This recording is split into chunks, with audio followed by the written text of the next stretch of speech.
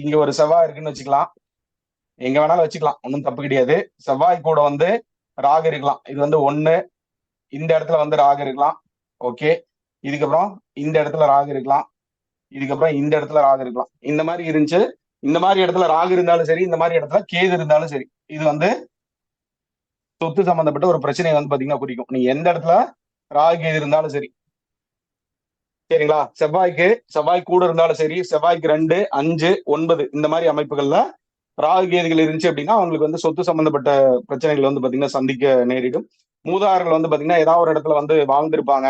அந்த இடத்துல வந்து ஒரு சொத்து பத்துக்கள் புழங்கிட்டு இருந்திருப்பாங்க, அல்லது அவங்க வச்சிருப்பாங்க, ஒரு கம்மி விலைக்கு வித்துருவாங்க, அல்லது வந்து வேற ஏதோ ஒரு வகையா அவங்க விட்டுட்டு வந்துடுறது. சரி பரவாயில்ல அப்படின்னு சொல்லிட்டு அவங்க வேற ஒரு சூழலின் காரணமாக ஒரு இடப்பெயர்ச்சியாகி வருவாங்க இல்லையா? அந்த மாதிரி இருக்கிற அமைப்புகள்ல இவங்க வந்து விட்டுட்டு வந்துருவாங்க. இவங்க அடுத்த தலைமுறைக்கு வந்து அந்த சொத்தை வந்து கொண்டு போக முடியாத ஒரு சூழ்நிலை அப்படிங்கிறது வந்து பாத்தீங்கன்னா இருக்கும். இது வந்து செவ்வாய் மூலியமா வரக்கூடிய ஒரு அமைப்பு.